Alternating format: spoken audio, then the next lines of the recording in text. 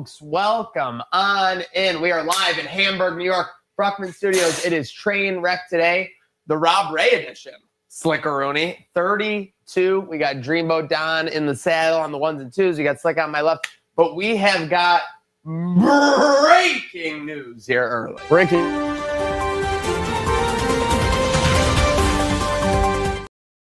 Slick, I was asleep at the wheel. You tell me we've got some insider info from the Bills. Folks, breaking news from the Bills. Steve Tasker has been named as a semifinalist in the seniors category for the Pro Football Hall of Fame 2026 class. Don, it may be happening. It's happening. It's long overdue, but it's happening now, and I'm thankful for that. We've been saying it for years. Everyone's been saying it. Get him in the Hall of Fame. And, you know, we got these weirdos that are like, no, you can't have a special teams, specialist in the Hall of Fame. Well, meanwhile, every coach preaches about how important special teams are. So, I mean, just look at these stats. Way they overdue. Speak for themselves. 204 tackles on special teams alone, 7 blocked punts, 7 first special teams returner cover man named to 7 Pro Bowls. Dominated AFC for 4 to 5 years. You're leaving out my favorite one, the 1993 Pro Bowl MVP. Of course, how could I forget? Actually meant back something. when they were back when they were actually hitting on special teams in the Pro Bowl. The game. I want to say that he had a blocked punt and a punt return for a TD. So I think he absolutely dominated that game. Yep. Again, I've kind of gone through. I was a naysayer before on Steve Tasker. I was like, you need to be like, a prominent offensive weapon, defensive weapon, or whatever. But the more I grow, the more I look at how impact Steve Tasker had on the special teams of the game. This was a guy who was in the 1% of the 1% at his position. And that is what the Hall of Fame is all about, Slick. That's a guy that invented special teams, makes special plays, absolutely deserves it. We've been preaching to the choir for years. Hopefully 89 keeps advancing in these rounds as we go on from the semifinals. One Buffalo Bills entity that might be getting recognition at long last. And we've got another Buffalo Bills entity who has arrived at the world at long last. Sunny Haven Shakir. Let's bring it up. What a beautiful baby. I think it was a black and white photo. So, I mean, you couldn't see the what do you call it? The complexion? Yes. But what a beautiful baby. I know it was a little early. I got nervous. It was like 3 weeks early or so, 2-3 weeks early. But looks like it's just that pumped to watch the Bills win. Seriously. And when you want post to make it for Thursday Night Football. The nice thing is that, you get nervous, but then you post the Instagram photo, so it's all good. It would seem that family is all well. I'd like to say, too, I mean, great timing for Khalil. Probably is flying out today. So just absolutely perfect timing. Low-key, Sunny Haven Shakir might have came at the perfect time. I think he literally left Sunday's game. He got to skip Monday workday. Yep. He got to skip Tuesday workday. Now he's flying to Houston. I mean, is there any way we don't hammer this Khalil anytime plus 270? We gotta get on that right away. Also, line going up too with the Davis Mills news, but what's Poly market got that now? Well, I saw -6, I believe. So maybe that's due to the Sunny Haven news as well. Maybe they saw the Khalil news and they're like, my Sunny goodness, that's an extra 7 points on the board just from the perfect 10 alone. Yes. So obviously, the perfect 10 is a pass catcher, but when it comes to the pass catchers, Slick, we just got an update. It's going to be we didn't commit any penalties, but we're going to be shorthanded when we go down to Houston. Going to be shorthanded, which means we'll probably be bringing back a guy that wasn't there last week. So Dalton Kincaid, McCole Hardman, Curtis Samuel, all out. Sean McDermott just announced on the radio show. We talked about this too. Yeah. If he plays, absolute hammer. Absolute hammer. Absolute hammer. So Don, what Maniac and I were talking about last night, dub hunting. If this dude plays, you got to go Khalil and Keon parlay TD, right? I'm not putting any money on Keon. I can't do that in good faith. He was in Houston. He could. I mean, but scored the last time he played. I mean, we're short-handed, and Jaguars coach just said he called the Texans defense the #1 in football. Joe Brady just giving their defense some flowers. Great coach speak. I love the Shakir one. I'm with you on that, but Keon is not, proven that he's ready to go up against potentially the top or one of the top NFL defenses in the league. So, what do you think Keon Coleman anytime TD is tomorrow? Is it already up there? Yep. Plus 475. Close. I was going to say plus 350. Plus 430. Terrell Okay. Shavers longer odds. So very interesting to see after that breakout What's game. Tyrell, 500? 500, yeah. But yeah, no, I think so. Here's the question for you guys as we get into Thursday Night Football Eve. Obviously, a massive part of our success Sunday was gunning the ball 20, 25, 30 yards downfield constantly. We were pushing the ball downfield. Texans have a great defense. We're going to be on the road on a short week. Is this more you get back to the basics of establishing a run with James Cook? Yeah, well, I think especially after last week, the versatility is there in the passing game now. It gives the defense and the D coordinator a lot more to think about because people already know what James Cook is capable of.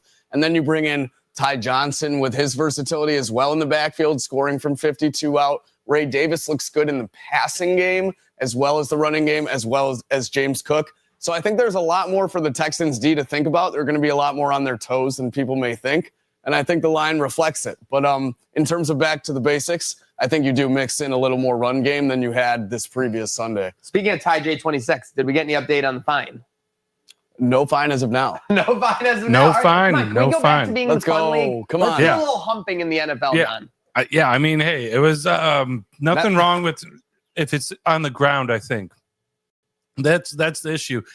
I think when Rico Dowdle did it, it was in air, hands behind the head. Saw that. When you do it to the ground, you got some that area is being obscured. So it was missionary. Yeah.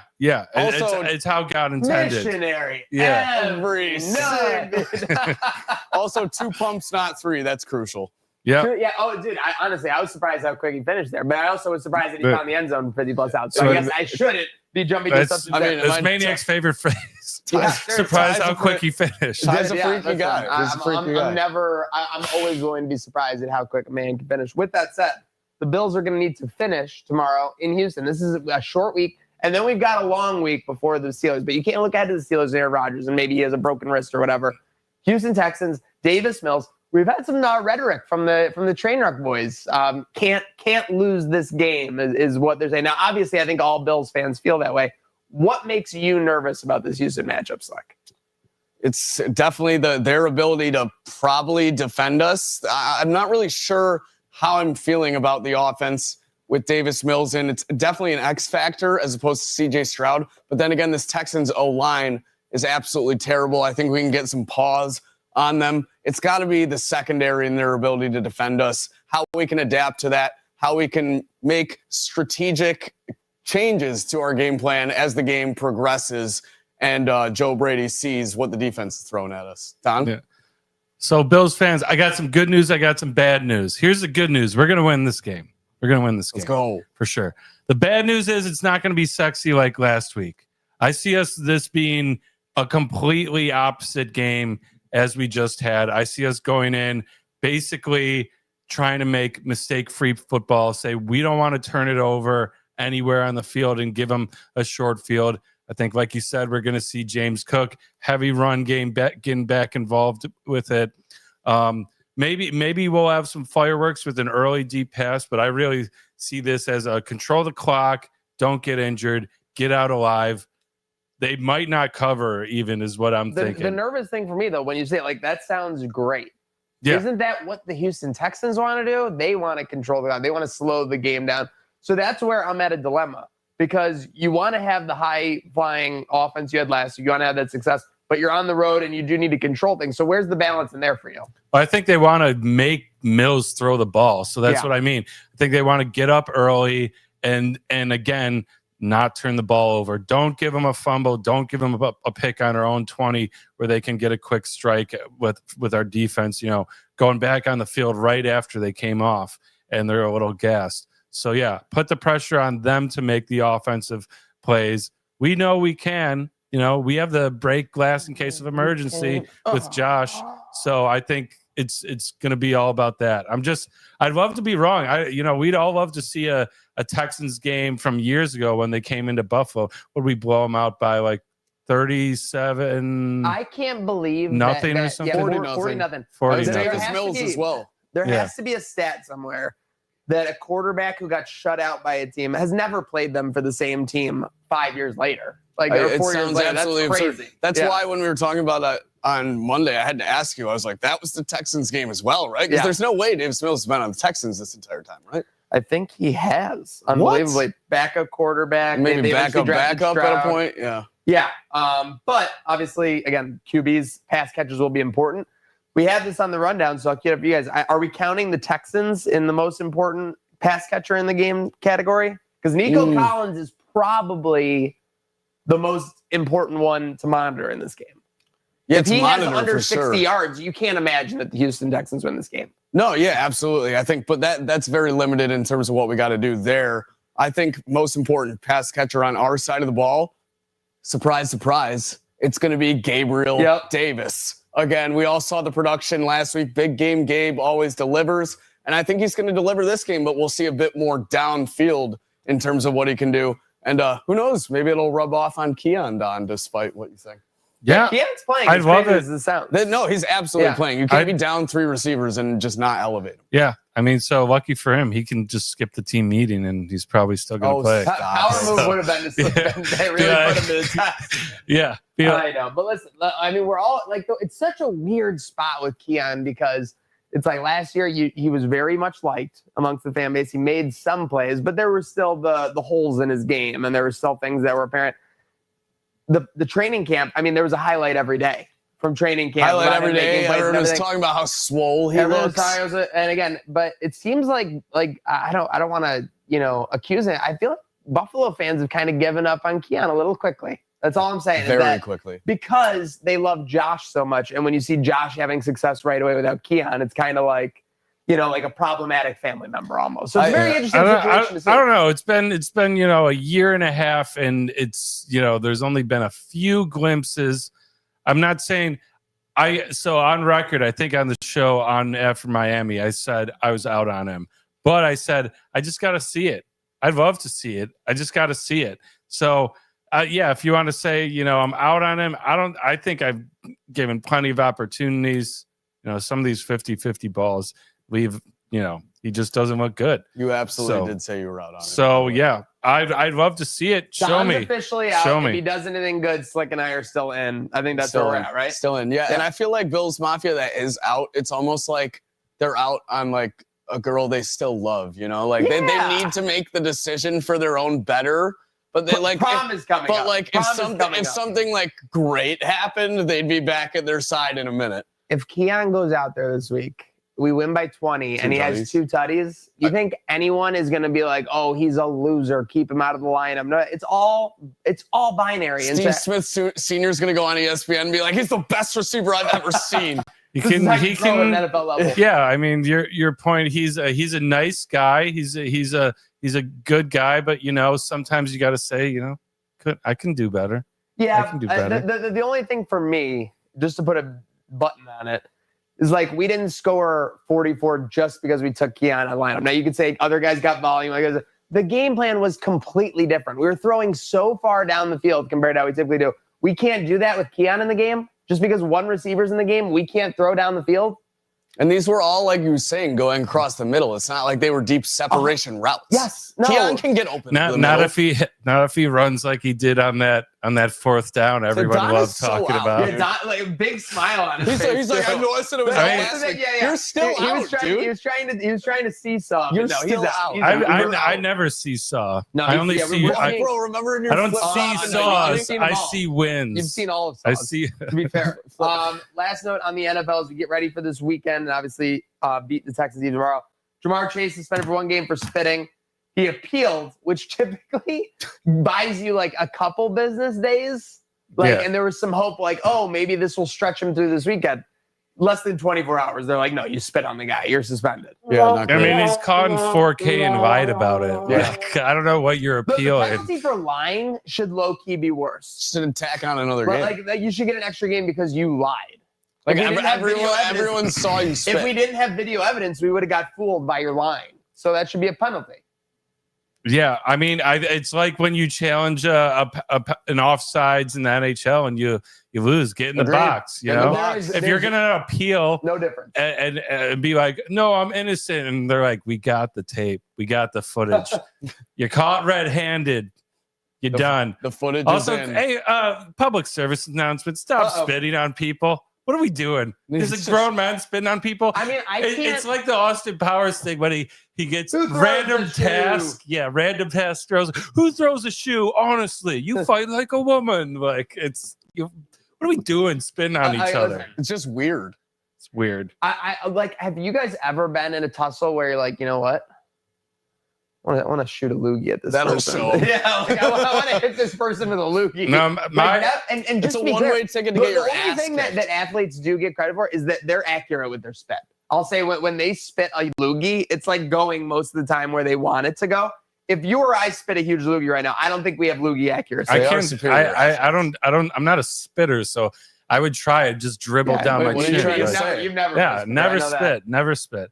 Speaking of nobody spitting out, but on the right track, your Sabres, Don, gut on Monday is the only way to describe it. 5-1 win over the Oilers, Colton Ellis. Yeah, love it.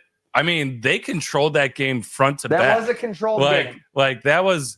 I was sitting there. It was tied 1-1, and I leaned over to my buddy John, my sweet season ticket partner, and I said, "They're controlling this game." You had McDavid getting in the box early. It results in our first goal. Yep. He gets -2, only 2 shots, couldn't do anything. Now a lot of the game was fought. I'm going to say the shots at the end of the game, bogus stat, because they got like 8 extra shots when we were just like sitting back up 4-1. Yeah. You know, I have no problem with playing defensively like that when you're up 3. Lots of Oilers fans out there. Alberta's finest. You were talking about him. I was saying, and there's a lot of young fans. So I think it was a situation where there's a lot of Buffalo young fans that are like, I don't want to root for losers, so I'm going to root for McDavid. No, it's the same thing happened in football. There's a bunch of friends that I have that all are like Colts fans or Patriots fans or Ravens fans. Yeah, they're the real losers. By the way, too, I'm not going to lie. Some of these kids, Sabres are up 4-1. Empty net goes in 5-1. I turn around, the tears start flowing. Oh no! And I put a big smile on my face. How dare If you. you're gonna raise your kids as Oilers fans and you're from Buffalo, I'm gonna enjoy those tears. It's gonna be a fun ride back to I'm gonna enjoy those Cheektowaga, tears, buddy. and I'm gonna blow a little kiss on my way out. All right, so let me challenge you guys here. Who has surprised you more? Because one guy has dominated, one guy has been super serviceable / good. Noah Ostlund hasn't stopped finding the twine since he got called up. People are saying he can't go back to, garbage plates. But you also got Colton Ellis. I mean, like, UPL has nowhere to get in the game here. Yeah, it is a bit crazy. With the 3 goalie rotation, I feel like they can find a way to keep that in the mix, though. Keep the 3 goalies rotating. Noah Ostlund, though. Don't send that guy back anytime soon. No. He is a stud keeper. Do whatever you got to do. I was just so impressed last night out of the 3rd and 4th line play. That was the biggest thing for me. Yeah, Roseanne too, playing great. I mean, he's had like 3 or 4 games back to back where he's played great. And you mentioned the 4th line, man, Malenstein, like he's throwing the weight around. He's a grinder. Kind of reminds me of like he's not quite at the level, but he kind of reminds me of like a young Chris Drury, where he just works in the corners, digs out the puck. Maybe won't have like the flashiest goals, but just works in the right place, tipping the puck. We were talking about it all game, and I'm like, if Tage and Tuck don't score and they just cancel out the McDavid Draisaitl lines and our 3rd and 4th do all the work like that game, I'm fine with it. I love. And speaking of the 3rd line, our 3rd line scored. It was Ostlund's first goal against the 1st line. If you saw that matchup, that was McDavid's line out there. I love Lindy playing around with these. He's like, you know what? We're going to put our 3rd line out in the offensive zone against McDavid, and we think we can keep up. You had your 3rd leg starting a couple games ago, I believe, as well. Yeah, he's been playing around with the rotation where I don't want to say anything too early, but it does remind me of shades of 05 Sabres where we're rolling 3 lines, rolling 4 once in a while, and we're not too worried about the matchups versus their top line. Now, things can fall apart at any moment. We've seen that with the Sabres. Tonight is so important for that reason. You have a team that's in the basement of the Western Conference, Calgary. They have the least points in the NHL right now, last place.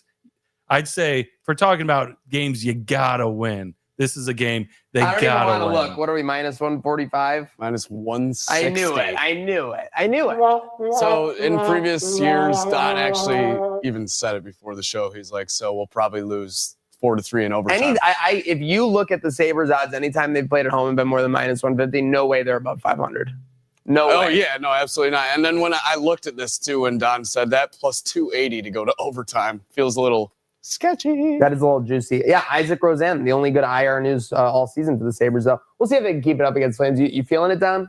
I am feeling it. I like this team. I think they got their moxie right now. I think they're rolling. The home record right now is fantastic too. We talk about the road struggles, but I mean we're 6-3-2 at home. So that's what we got out of 11 games at home. 8 of them we're walking away with points, and of those 3, I think we lost outright. We're talking about the Avalanche and the Mammoth. So I just take care of business tonight. Take care of business. Goaltending's been playing great. Just take care of business. I'm disgusted. Agreed. If you can get a couple games more where you keep this rolling, where you don't have to rely on your first line or your top guys for production and goals, we're going to win a lot of games. Yeah, well, they just need to show up. And the Sabres need to win 3 out of the next 4 games no matter what. Agreed. Is what I would say. So need to get that done.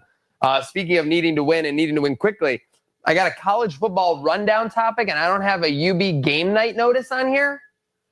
Literally, a producer's getting fired because we've got Buffalo at home hosting Miami of Ohio tonight. 1.5 to 2.5 point dog. This is basically for a shot at Detroit because everyone has essentially a 4-2, 5-2, conference record. So if UB loses, they're basically out of it. If they win, they're in the driver's seat next week against big-time rival Bunts Bobcats. So we will take a look at that. Across college football, though, early playoff predictions. People are mad about JMU, apparently. That's what's happening. Yeah, I feel like, are they? I don't know. People are mad that JMU is like undefeated or something and wasn't in this playoff. You see this? Well, I'm not surprised if they are. I didn't know they were undefeated. I knew Don was mad about his Georgia Tech not being in there. And you got Tulane in there as well. Georgia Tech's been getting slaughtered. They allow like 40 to everybody. They got one loss. They got one loss in a shootout. Do they allow 40 to everybody? Leading the ACC. No. Do they allow 40 to everybody? No. You sure? Who cares? Well, hold on. They didn't allow 40 to Duke. No. They didn't allow 40 to your Syracuse. They didn't allow 40 to Duke. Didn't allow 40 to Virginia Tech. Yeah. Didn't allow 40 to Wake Forest. Only people. Guys, no. I guess the reason I thought they sucked so bad was because they had to sneak by 1-10 Boston College. I guess that's why I thought they sucked so bad. Boston College plays tough. Yeah, no, it's okay. Plays tough. You guys need, today.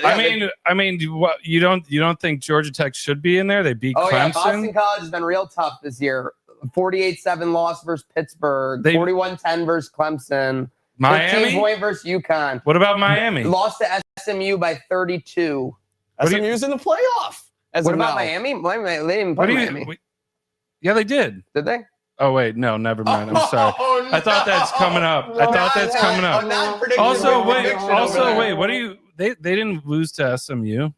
SMU 45-13. They lost. That's 2 in a row. It's like, can you cut your boy off, please? Where's what? You're looking at the wrong year. I don't see this on their schedule. Am I looking at the wrong year? But I'm not. I'm thinking of Boston College, the team that Georgia Tech had to sneak by. They're 9-1. They have one loss against NC State. They've got 5 30-point losses. Are you looking at Boston College has 5 30-point losses. The team that Georgia Tech just snuck by. I'm talking about Georgia Tech. Yeah. Georgia Tech isn't good. They have one loss against NC State. They had to sneak by Boston College, a 1-10 team last year. They're first in the so by that metric, then Notre Dame shouldn't be good because they beat nobody. A lot of people would say Notre Dame isn't that good. Yeah, I mean, Don was saying it before the show. Oh no, now Don's got it. Oh, this is tough. So Miami of Florida isn't good because they lost to USF. Miami of Florida absolutely is not good. Okay. That's not even a debate. So why are they in overtime? Tech's first in the prediction. Tech's in their conference. They're first, and they're gonna beat them in the championship. We'll see. Time will tell. Yeah. College basketball, we got UMB with their second 5-0 start in program history. You could have told me this was going to happen. I wouldn't have believed you. Agreed. 0%. Fareed, 33 points last night. By the way, did you know Bobby Hurley's son was the top scorer for Vermont last night? That snuck up on me, so I will eat that one. No, I did not know that. Pretty cool fun fact. But yeah, UB off to the greatest start since Nate Oates' era. I think we said that when they were 4-0, so only up from here.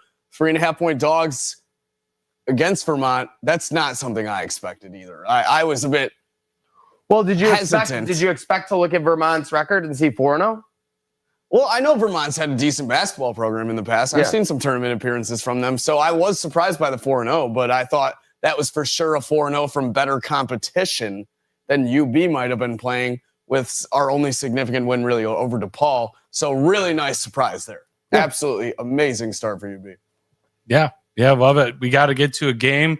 Missed the game last night, but got to get it, got to see it. Yeah, big time.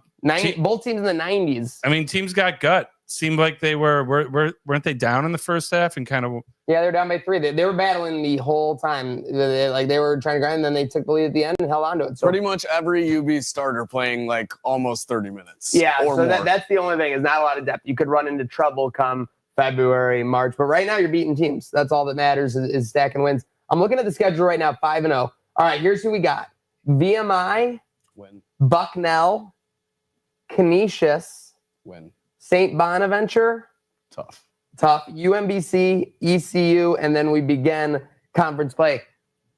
Nate Oates and crew in 2018-2019 got to 11-0. Whew. Before they fell to Marquette, led by John Morant. He was on Murray State. That's why he got messed up. Oh, yeah, you're right. Oh, jeez. Scoring fiend. Scores like crazy in the NBA. His team plays no defense. Jimmy Butler? Oh, wait, no. Trae Young. Wait, what? Am I right? Trae Young was Oklahoma. Oh, no? yeah, it was Oklahoma. Who was on Marquette? I lost him. I lost that one. Okay. I'll take that one. Listen, wrong. Someone was on Marquette. I forget who it was. I know who you're talking about. Someone was filling it up and scored 30 or 40 that night. I'm just forgetting who it was. Besides that, anything sticking out to you guys in the college basketball side of things? Haven't really dug in. Kind of letting things simmer until I really get into it. It's the usual suspects. It seems like are your top teams. I know people are all over Bama right now. Time will tell. I do. Looking at the Bulls' schedule, though, I'm feeling pretty good. I think Bama were dogs. Going to Canisius. That might be the one. Bama isn't. Yeah, Canisius. That might be the one we might want to hit boots on ground for. A little crosstown rivalry, and it's on the Saturday after Black Friday. So what was Bama and I'm Illinois circling that one on my schedule. Score yesterday, real quick. I think it's a bit early to tell. You had your Duke, Kansas last night. I think Duke probably covered with the win there, as well as I think Michigan State upsetting. It was either UConn or BYU, something along those lines. Kentucky, that's right. That was one up early where Michigan State mostly dominated the way through. I will say, though, after picking Syracuse in lunchtime locks yesterday against Monmouth to cover 21.5 Monmouth, and almost losing, I'm disgusted. I thought Carmelo Anthony's son would do a little better than that, but yeah, I digress. Don't bring Anthony in this. Our guy's alma mater. Yeah, well, yes, that's further than the point, but yes. Yeah. By the way, so I completely forgot this guy for the Marquette Golden Eagles in that UB game. Marcus Howard shot 12 for 25 from the field, 9 for 13 from 3, and put up 45 points against UB to give them their first loss this season. It was unbelievable. Howard, bro, 103 points scored against UB. Unbelievable. What was that game at half? Stand by. I got to pull this up. It was 38-39. Oh my God, they scored 100. They scored 111 points in the second half. Oh man, unbelievable. Yeah, they couldn't get stopped. Nobody could stop anybody. Speaking of which, NBA, it seems like the scandals have finally died down to where it's not the only thing that's being talked about. Is that fair? Yeah, yes. Pistons are still going. Pistons are thriving. 13-2. Yeah, I mean that they got a hell of a team right there. Jalen Duran is the real deal For sure. Don, you looked like you were about to jump in with the gambling stuff there. I mean, I think like we said, so many other stories came out that it gets lost in the shuffle. It's like you know, you get detention once. If you're it's the end of the world. If you're a kid that's, you know, straight A's, if you're a kid that's, you know, gotten detention 20 times and you get one more, what, you know, who cares? It gets lost in the shuffle. So I think that's happening.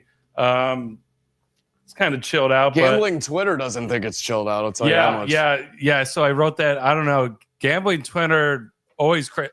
There's so much drama going in there with the This rowdy is page. gambling Twitter. Yeah. You're looking at gambling Twitter right now. Should we get it? I don't know. I mean, we don't even have to, but let's face it. Like if you ever watch comments from a game from people who are gambling, like psychos, like we might say something to each other, like, oh, you know, but to actually put opinions out there and things like that, no, that's crazy. I know one or two. Yeah. I mean, it's constant. Anytime I'll open up Twitter, maybe it's like 8, 9 o'clock. I'm gonna check it real quick in between like games or a halftime of what I'm watching, and it's just tweet after tweet from people, especially if I'm on the For You page where I'm getting people I don't follow, and it's just like, oh, the fix is in. They call it a foul. Yeah. Oh, they're gambling. Players are gambling, and so yeah, this whole controversy. FBI investigate. The best ones are like where it isn't even like about a player prop. Like someone's going and like filming the play of the game that lost them money, and they're like, "See that rebound right there? Is that not Otto Porter Jr.? Oh no, it got rebounded by him. I love that. I think our guy Stephen Shea at Barstool loves doing. He loves adding the NBA like. This was an assist. Like, and it'll be like the ball will deflect off his hand. So like tell it's me crazy. why the rebound went to DeMar DeRozan. So this brings up our next point, and I'm glad we have our tinfoil hats on, Don. Yeah. I'm Adam Silver. I'm literally eyeball deep in scandal.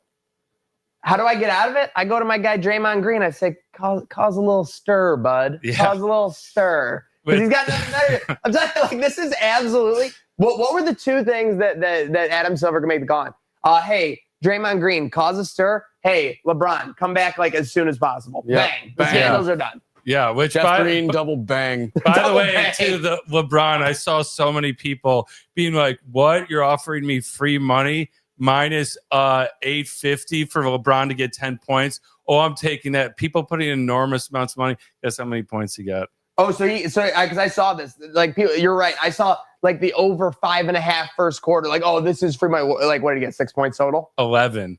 Oh, no. Hit it by the skin of his teeth. Wait, who is this? LeBron. So everyone on gambling, NBA gambling Twitter. Bronny? Yeah, no, LeBron. He's back.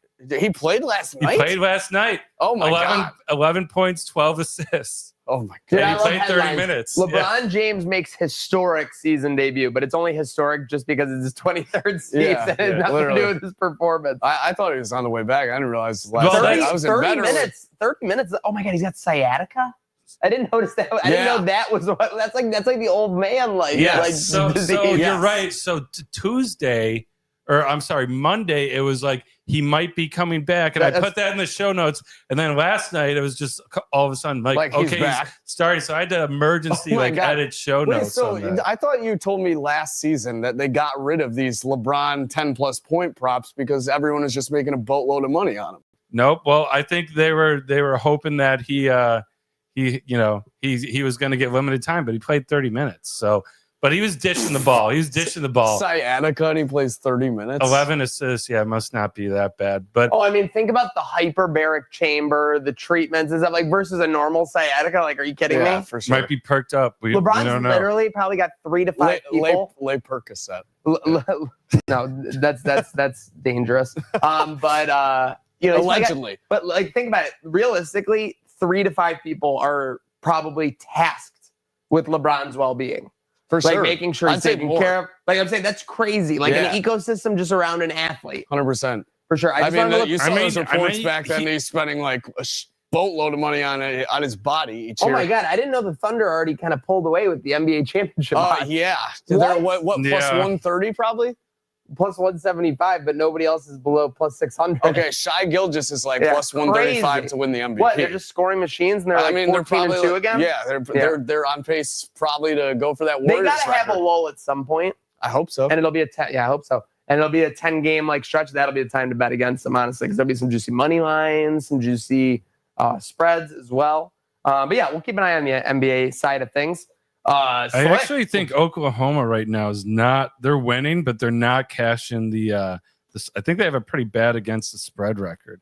Let me see this. Should we? Yeah, we'll look that up when we find it out. We'll figure that out. Maybe we should fade OKC right away. The spreads. Yeah. I mean, I would have thought with LeBron coming back last night, that would have been the perfect night to fade the Lakers. But then Luka goes off for almost 40. So they're 8-7 against the spread right now. So not great. Not For that big of a favorite, not great. For sure, it might be the time. Especially because they're above 500 against the spread. Yeah, they probably are getting some crazy spreads. Yeah, for sure. And again, teams are always playing their A game. This is the championship favorite for sure. Speaking of your A game, surprise, Helwani with Tony Khan yesterday, Slick. Yeah, I was just caught up on this before the show. Pretty funny, the whole attitude of all this. Ariel's doing the introduction. He's like, this is a day I never thought would happen. He really played into the kayfabe of like their not great relationship, essentially. But to me, it was just like Ariel got butthurt that Tony didn't want to answer legal questions the first time. And now here we are. It's like this whole celebration day that should go down in history where they're coming together, extending the grapevine, if you will. I went through all the highlights of this. Not too much juicy stuff. You had like the Punk return where Tony was willing to talk a bit more. Talked about WWE counter programming, which is cool to hear about. The clip I saw that people were the most surprised about was how he said he was friends with all the people who took that photo, and he really wasn't affected by it. Yeah, Jade, Ricky Starks, Cody, CM Punk. I believe him. I don't feel like Tony, if you have $1 billion, you're not as like petty as the internet will make you out to be. People think like just because this dude said some Twitter rants and whatnot, and he's a competitive guy amongst the wrestling business, I feel like he doesn't have a hateful bone in his body. Also, by the way, how funny did you watch him walking onto the set? It was like the most awkward, nerdy thing ever. No. Oh, yeah, it was pretty great interaction. The thing I can't get, though, with his suits, why do his shoulders look so wide? Like, his shoulder jacket. Like, so straight across. Dude, that's what I'm saying. Like, because he wears these bigger jackets. He's not a big guy. Like, he's very slender, like, thin or whatever. It is an Olive Branch Creek. Thank you. It is an Olive Branch. What did I say? I don't know. No one knows. But anyway, so want to give our Creek guy love. War Games lineup is set. Are you excited for Survivor Series next week? I actually am. That Raw we were on, we were dub hunting at the time. Yeah. They really got you going with the end of that episode. I thought it was a pretty good episode overall. So pretty iconic lineup on each side. You got the Vision with Logan Paul now. Brock Lesnar, who's the fifth with them? Yeah. I'm missing someone. McIntyre and Lesnar. McIntyre, Lesnar, and then on the other side of things, you got the Usos, Punk, the Tribal Chief. Now, low-key, McIntyre and Lesnar should have a little. Yeah, I mean, is that just Heyman getting them on the same page? Yes, I get it, but let's make it real. Like they should definitely have a little. Like if we're gonna do storylines where Charlotte Flair won't team with Rhea Ripley for Survivor Series, then it absolutely makes sense. Well, you also thought that Brock was going to go in there and be huddy-duddy with Cody after that. I thought that they were playing it off that way, that there was a chance that he could be returning for the faces. I thought. Yeah, well, and then you had OTC. Well, that made me look stupid. So this is also like, when we look back at it, this is going to be like the 3 to 5 year era where it's just like, every so often, like Reigns or Lesnar returned. Oh, yeah, 100%. It's like now with them both back, it's like more than ever. It's been like a decade of this. They're double dipping on their returns. They've been facing off literally a decade. I saw a photo of over the years, and the first one was like 2015. So here we are again. Same old, same old. Who's the fifth on them? It's Lesnar, Usos, Punk. No. You're Lesnar and the Usos. Oh, I'm sorry. Reigns, Usos, Punk. Usos, Rhodes, Reigns. Rhodes. How could I forget? Yeah. There it is. Yeah. Speaking of Superstar, who do you think is going to win the Cena tournament? Who do you think is going to face it? Is it going to be Gunther?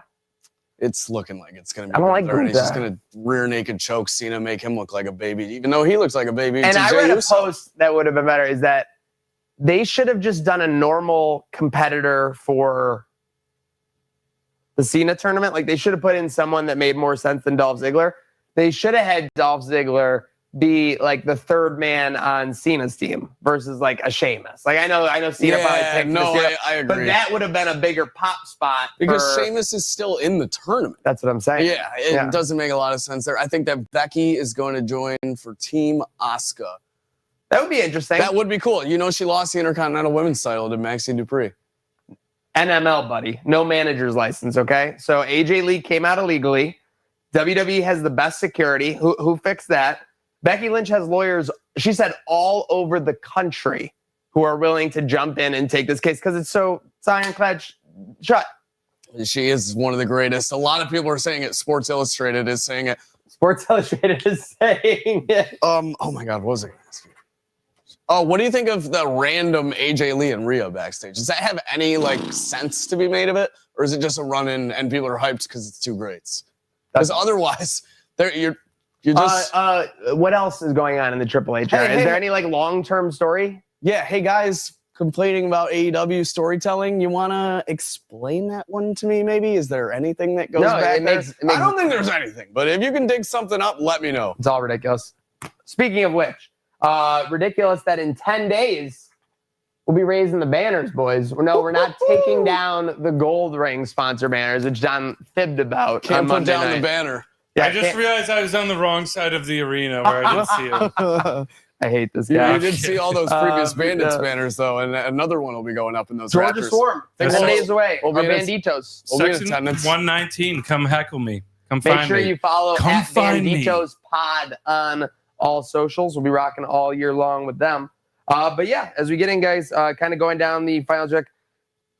Bill Belichick attends an adult cheerleading competition. Don, I'm going to let you kick this one off. Yeah, listen, I know you are sick of even acknowledging this man's existence, but I'm gleeful. I'm loving it every time a new story comes out where he's just taking his legacy and taking a blowtorch to it just for whatever is going on there. It is it's amazing. It's hilarious. As a Belichick hater, you got to be loving moments like these.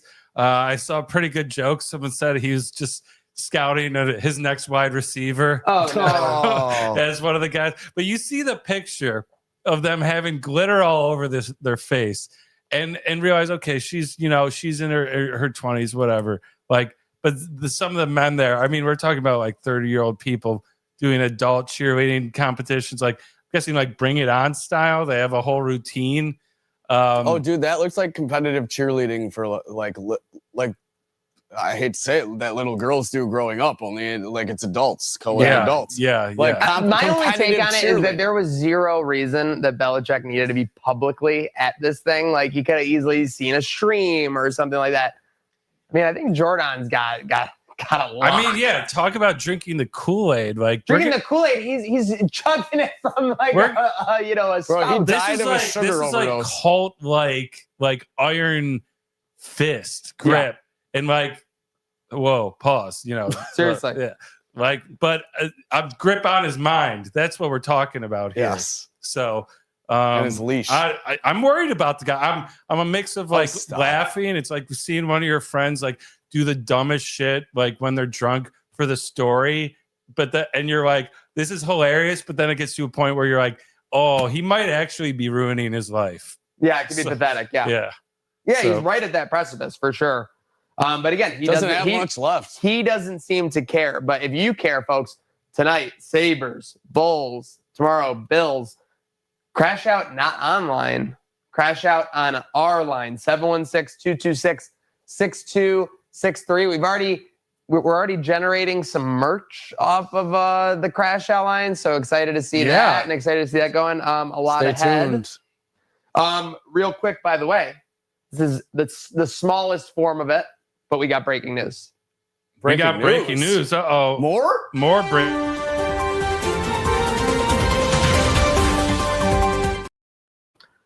Here on Trainwreck Today, episode 32, 3 minutes ago, a wide receiver who's 32, Trainwreck Today 32, was just released to waivers by his team. He has 6 1,000-yard seasons and knows how to get open deep. Brandon Cooks is a free agent as of just a couple minutes ago. Is this a target for potentially Buffalo?